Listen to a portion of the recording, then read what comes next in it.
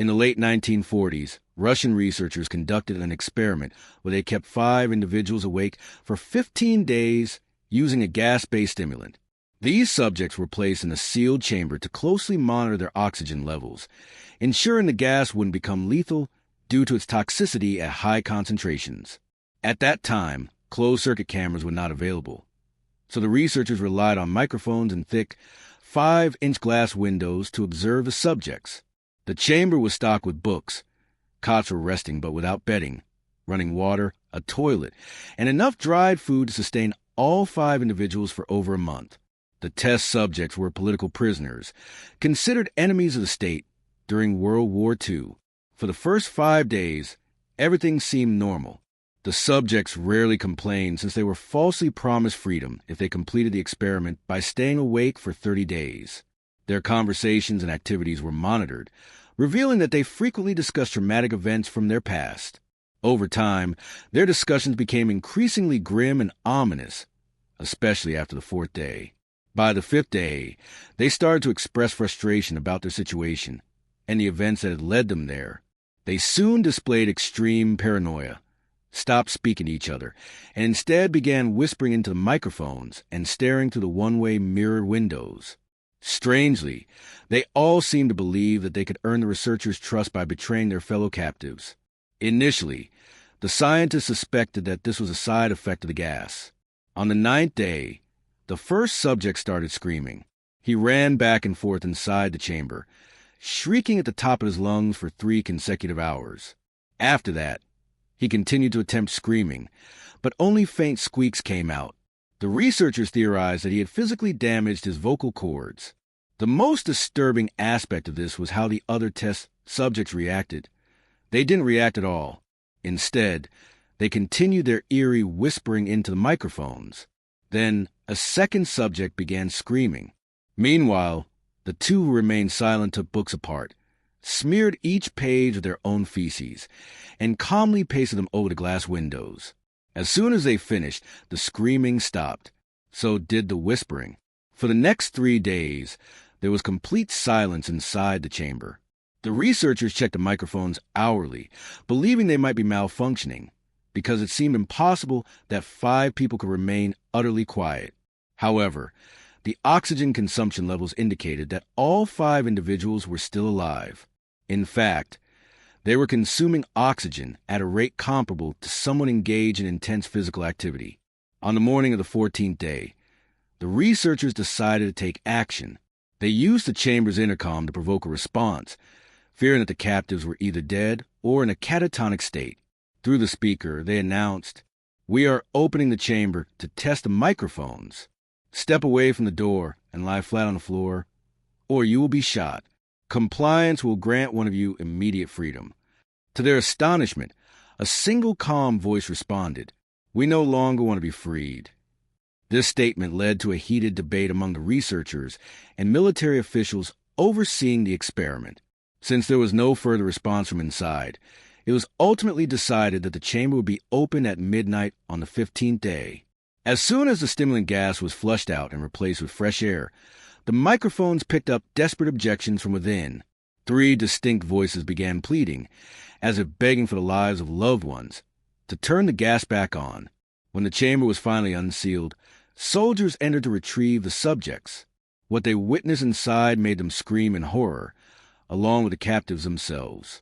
For the 5 test subjects were still alive, but none of them could be described as truly living.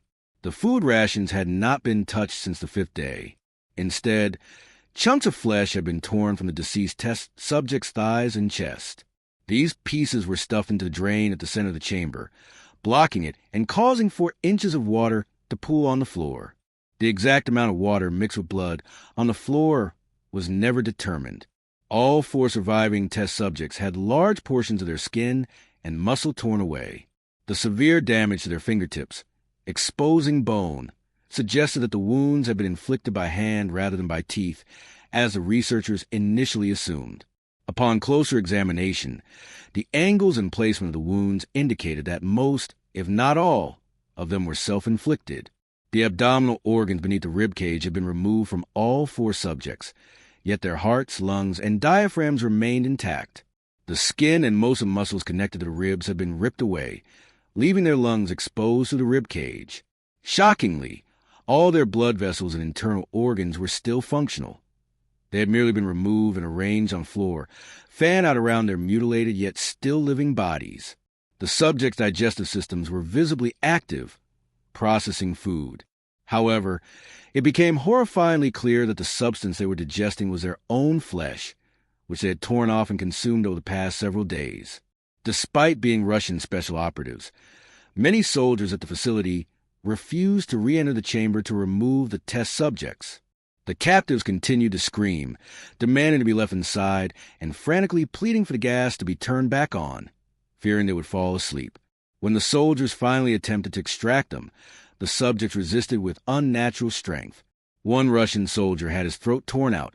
Another suffered severe injuries after having his testicles ripped off and a major artery in his leg severed by a subject's teeth. Within the chaos, 5 more soldiers lost their lives, including those who took their own lives in the weeks following the incident. During the struggle, one of the 4 surviving subjects suffered a ruptured spleen and bled out almost instantly. Medical staff attempted to sedate him, but it was ineffective. He was injected with over 10 times the normal human dose of a morphine-based drug, yet he fought with the ferocity of a cornered beast, breaking the ribs and arm of a doctor. His heart continued to beat for a full 2 minutes after he had lost so much blood that there was more air than blood in his circulatory system. Even after his heart stopped, he continued to thrash and scream for another 3 minutes, repeatedly gasping the word, "More, more," until his movements weakened and he finally fell silent. The remaining 3 subjects were forcibly restrained and transported to a medical facility. The 2 who still had functioning vocal cords ceaselessly begged for the gas, insisting they must remain awake. The most severely injured of the 3 was taken to the facility's only operating room. As doctors prepared to surgically return his organs to his body, they discovered that he was completely immune to the sedative administered to put him under. He fought violently against his restraints. When the anesthetic gas was introduced, he managed to tear nearly through a 4-inch wide leather strap on one wrist, despite a 200-pound soldier holding it down. It took only slightly more anesthesia than usual to render him unconscious, but the moment his eyelids fluttered shut, his heart stopped. During his autopsy, it was discovered that his blood contained 3 times the normal level of oxygen. His remaining muscles were severely torn, and 9 of his bones had been broken, not by external force, but by the sheer strength of his own convulsions. The second survivor was the first of the 5 to have started screaming earlier in the experiment. His vocal cords were completely destroyed, leaving him unable to speak or protest. However, when the anesthetic gas was brought near him for surgery, he frantically shook his head in refusal. When someone hesitantly suggested performing the procedure without anesthesia, he nodded in agreement. For 6 agonizing hours, the doctors replaced his abdominal organs and attempted to cover them with the remnants of his torn skin. Throughout the entire operation, he remained completely conscious, unable to react except for occasional pained expressions. The lead surgeon repeatedly stated that it should have been medically impossible for him to still be alive. One of the assisting nurses later recounted that, during the procedure, the patient's lips curled into a grin multiple times whenever his eyes met hers. When the surgery was completed, the subject turned to the surgeon and began wheezing loudly, struggling to speak. Assuming his message was of great importance, the medical team quickly fetched a pen and paper. With trembling hands, the subject scrawled a simple, chilling request: "Keep cutting." The remaining 2 test subjects underwent the same surgery, both without anesthesia. Since the subjects would not stop laughing during the surgery, they had to be injected with a paralytic to keep them still. Even after being paralyzed, they continued to follow the researchers with their eyes. Surprisingly, the paralysis wore off much faster than expected, and as soon as they regained movement, they immediately struggled to free themselves from their restraints. The moment they could speak again, they desperately begged for stimulant gas. The researchers attempted to question them, asking why they had mutilated themselves, why they had torn out their own organs, and why they were so desperate to be exposed to the gas again. Only one response was given: "I must stay awake." The restraints were reinforced, and all three subjects were placed back in the chamber, while the researchers debated what to do next. Their military superiors were furious, as the experiment had failed to meet its intended goals. Some of the scientists suggested euthanizing the surviving subjects to put an end to the madness. However, the commanding officer, a former KGB operative, saw potential in continuing the experiment. He proposed reintroducing the gas to observe what would happen next. The researchers strongly objected, but their protests were overruled. As preparations were made to reseal the chamber, the subjects were connected to EEG monitors to track their brain activity. Their restraints were also padded, anticipating long-term confinement. To everyone's astonishment, all three immediately stopped resisting the moment they overheard that they were going back on the gas. It was clear that, at this point, they were exerting every ounce of effort to stay awake and alive. One of the speaking subjects began humming loudly in a constant, eerie tone. The mute subject strained violently against his leather restraints, shifting his legs left, then right, as if trying to focus on anything that could keep him conscious. Meanwhile, the last subject lifted his head off the pillow and blinked rapidly, refusing to close his eyes. Since he was the first to be connected to the EEG, most of the researchers were closely monitoring his brain waves. To their shock, his readings were mostly normal, but every so often they flatlined completely, as if his brain had suddenly shut down before inexplicably returning to normal. As the team examined the paper scrolling from the brainwave monitor, only one nurse noticed the exact moment his eyes finally closed and his head dropped onto the pillow.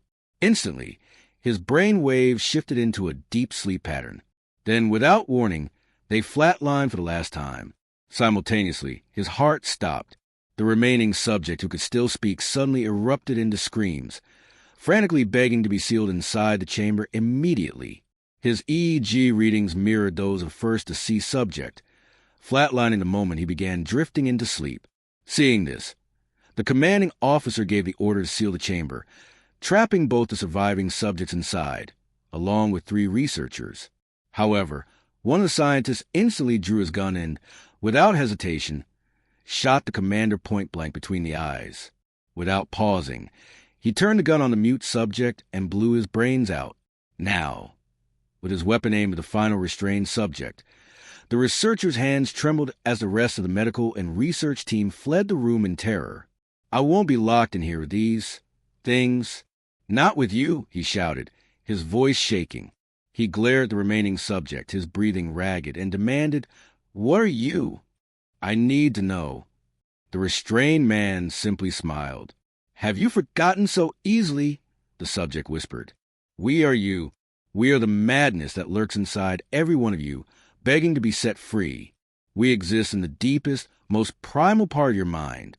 We are what you suppress every night when you crawl into bed. We are what you silence with sedation.